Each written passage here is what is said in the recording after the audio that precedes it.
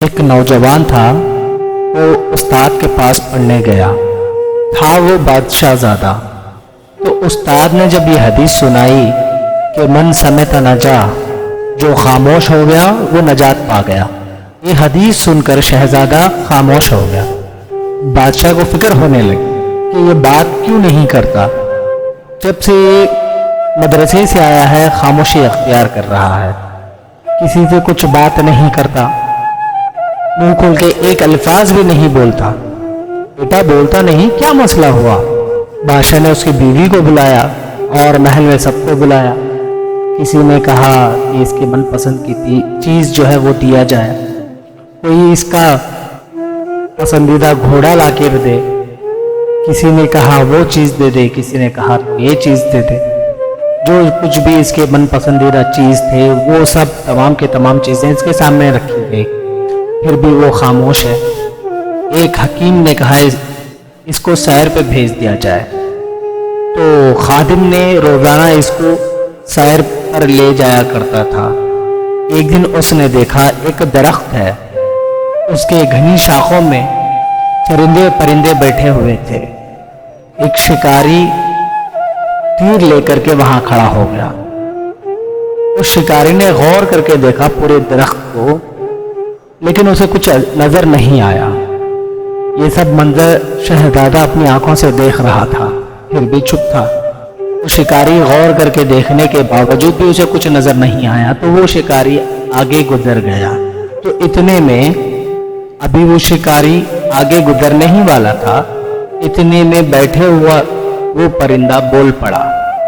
تو وہ پھر سے پیچھے پلٹا اور غور سے دیکھا گھنی شاخوں میں، تو اس کو وہ پرندے نظر آ گئے اور اس شکاری نے نشانہ لگا کے تیر مارا۔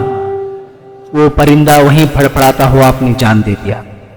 یہ سب منظر دیکھ کر شہزادہ کہنے لگا، صدقت یا رسول اللہ صلی اللہ تعالی علیہ وسلم، آپ نے سچ کہا، اے پیارے رسول آپ نے سچ کہا ہے، نہ بولتی تو نہ مارے جاتی، خاموشی میں نجات ہے۔ بادشاہ اپنے خادم سے روز خبر لیتا تھا کہ اپنا جو میرا بیٹا جو ہے وہ کچھ بات کیا ہے کہ نہیں، لیکن آج خادم نے بتایا کہ راستے میں جو کچھ بھی ہوا اس نے بادشاہ کے سامنے بتا دیا، اور شہزادہ کیا کہا، جو الفاظ شہزادے نے کہا وہ بھی بادشاہ کو سنا دیا، کیونکہ اس کا بیٹا کافی دنوں سے خاموش تھا۔ یہ سب سن کر بادشاہ کو یہ بات سمجھ میں آئی کہ اسے جب کبھی بھی تکلیف آئے تو یہ بولتا ہے، یعنی بولنے کا مطلب یہ تھا بادشاہ کا، شاید اس کو تکلیف آئے تو یہ بول پڑے۔ تو اس نے جلاد کو بلایا اور حکم دیا کہ میرے بیٹے کو الٹا لٹکا دے اور میرے بیٹے کے پیٹھ پر کوڑا مارے۔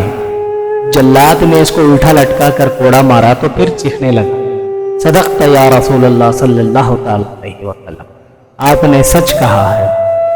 پرندہ بولا وہ مارا گیا، اور میں بولا میں مار کھا رہا ہوں، آپ نے بالکل سچ کہا، صدقت یا رسول اللہ صلی اللہ تعالی علیہ وسلم، آپ نے بالکل سچ کہا۔ خاموشی میں نجات ہے۔ خاموشی اختیار کریں گے، جہاں بولنا ہے وہاں بولیں گے، اور جہاں نہیں بولنا ہے وہاں خاموشی اختیار کر لیں، کیونکہ زبان کی آفتوں سے بچ جائیں گے تو بہت سارے گناہوں سے بچ جائیں گے، کیونکہ اس کی وجہ سے گناہ سب سے زیادہ جو گناہ ہوتے ہیں اس کی وجہ سے ہوتے ہیں، زبان کی وجہ سے سب سے زیادہ گناہ ہوتے ہیں۔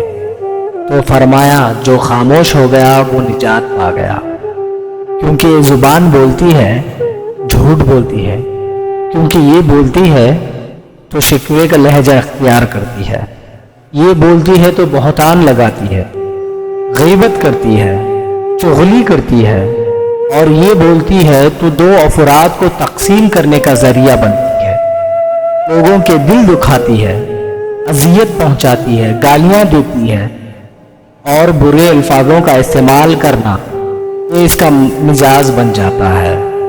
تو اس لیے زبان سے جب بولیں میٹھا بول نکلے، خوبصورت بات بولیں، یا پھر چپ ہو جائے یا پھر خاموش ہو جائے، تو خاموشی نجات دیتی ہے۔ جو خاموش ہو گیا وہ نجات پا گیا۔